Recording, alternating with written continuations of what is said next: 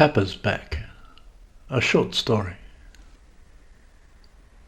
The narrator's GP has an encyclopaedic knowledge of the great sex injuries of history. Indelicate matters are the sturdy stuff of doctor-patient confidentiality. My own GP, the notorious Dr. Morris, Boris Morris to his paying customers, but doctor to anyone on Medicare, was a paragon of this rural virtue, and though he loved to tell me everybody's business, including his own, he was always meticulous in the redaction of names. He had administered to the afflicted of the district for 40 years in that capacity of mutuality. I myself had entrusted him with a vasectomy. A keen golfer, it was customary for him to conduct consultations with a putter in his hand, knocking a golf ball around the office. His usual introduction was, "What's the problem this time?" His bedside manner was thus. And when you'd say you've got a sore throat and need an excuse for a long weekend, he is profoundly disappointed. It would put him off his game. He much preferred unusual diseases, or at least something salacious. "I had a young woman in here last week," he'd say, "whose boyfriend had bitten her nipple off when their cat jumped on the bed and frightened the bejesus out of him." "Sorry, Boris," I say. "All I can offer you is sandpaper of the larynx." Though not a major affliction, I admitted, and not out of the ordinary, it was, I said, a bugger. It made me sound like a toad. "And the week before that," he'd then say, "I had a couple in here with multiple frolic fractures from when their bed gave way from the friction." It was cases like that made his career eventful and his country practice concrete. "Do you know the statistics," he would then go on, "of serious fellatio accidents among the under-25s? At this, he would putt the ball across the floor and check his follow-through. He was on a handicap of 6 and needed to work on his backswing. Regarding backswing, in fact, he once related candidly, though I do not know whether it is true or not, that by far the most common ailment he had seen in all his many years, other than sandpaper of the larynx, was, "You'd be surprised," he said. He always said, "You'd be surprised," Tapper's back, that lewd laceration of the lower lumbar caused by the ill-timed lunges of the lustful. Fortunately, he said, it was incurable. He'd made a small fortune prescribing liniment and Panadol. But of course, once you have Tapper's back, your golfing days are done. That's what makes it especially tragic. There were young men in the region, he said sadly, declining to name any, who had ruined any chance of golf in later life just from a single bout of enthusiastic thrusting. There are certain entanglements, he insisted, that required extensive lower back support. Interspersed with this, during many consultations, he would relate the latest moves in his epically bitter divorce with his wife Janet, the smiling paediatrician. He had once thought of specialising himself, but decided upon general practice. Janet never respected him after that. They'd now been slapping lawsuits on each other for a decade. His only specialisation anyway, it seemed to me, was great sex injuries of history. He loved to scour the medical books and old journals for all the juicy cases and would relate them to his patients, just to see their reaction.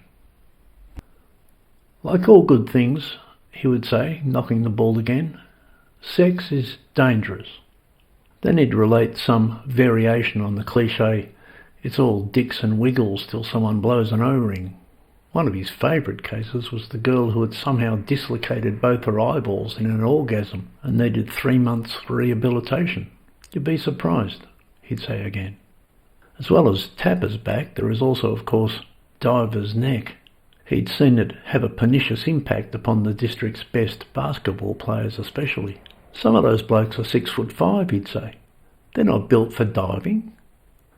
At the other extreme, of course, there were the actual fatalities. Some lovers just seemed to lock lips and suffocate each other to death. One consultation, he finishes his putt, sits down at the desk, and before asking me what my problem is, looks at me in all seriosity and says, "So what do you make of root rage?" I confess it is outside of my parlance. I'm afraid I'm not up with the latest medical lingo, Boris, I say. He explains that he was currently treating a married couple who, he said, were at it 4 or 5 times a day, and if either one of them declined, the other one started smashing up the furniture. I said it didn't sound like a job for a GP to me. I agree, he said. The professional thing to do would be to refer them to a psychologist, but they're just too fascinating. I gave them a placebo and told them to come back fortnightly. He was probably the only man in the Southern Hemisphere who knew that short-assed Napoleon was so often in danger of being cuddled unconscious by the buxom Josephine that when they made love he had a doctor in attendance with smelling salts. One of the wives of Caesar Augustus, it is said, had thighs like a horse and literally crippled several centurions with their passion.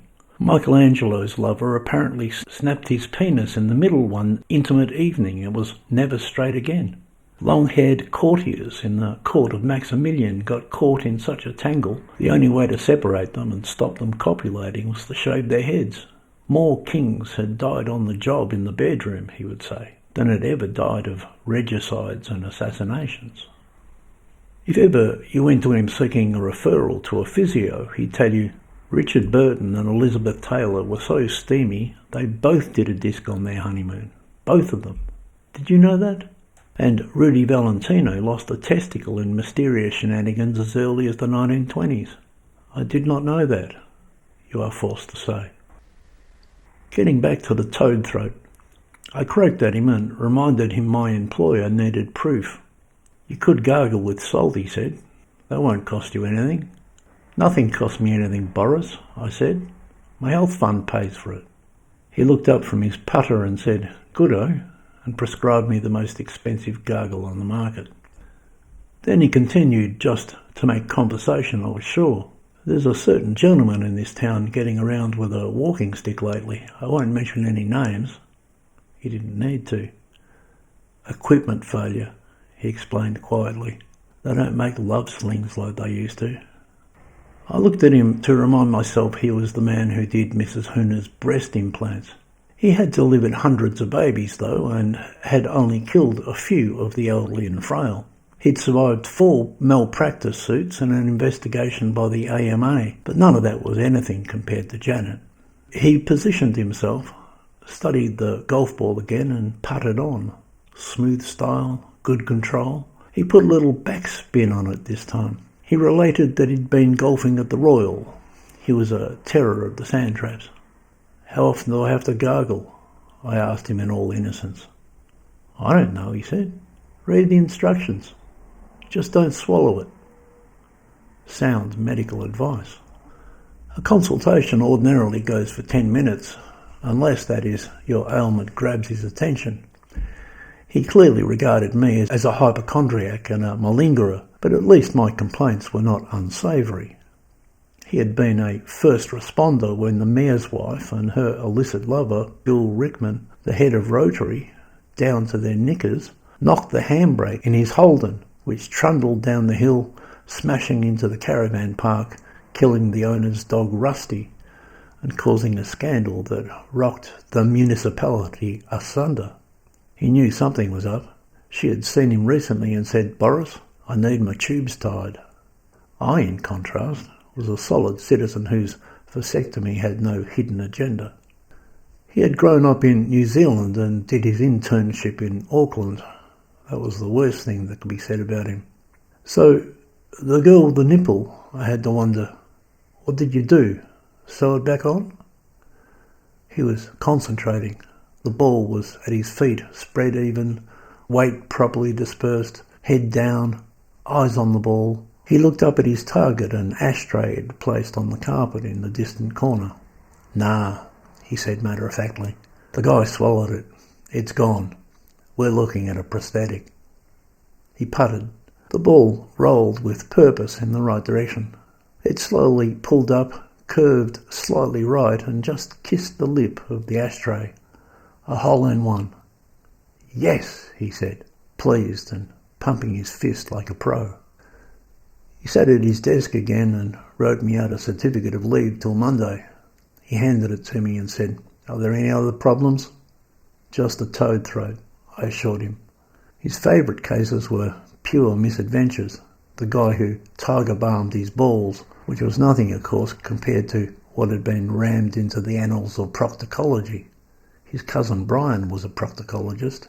You'd be surprised, he assured me again. It was always such a pleasure seeing Dr. Morris. I had watched his putting improve considerably over the years. I suggested to him that he should write up his research on the community costs of Tabber's back, all for want of lumbar support, and publish it in the Lancet. It's just a matter of putting a few pillows under her hips, he insisted, so you've got something solid to bang into. It was an entirely preventable condition, and a blight on rural communities everywhere. A man with Tabber's back can hardly lift a bale of hay. I thanked him for his time and wished him happy putting at the Royal. He explained that Janet was suing him for malice. Golfing was his escape and meditation. It was December, he observed, the silly season. There'd be more frolic fractures before the month was through. You might think a rural sociology would be sexually sedate. Not in his experience.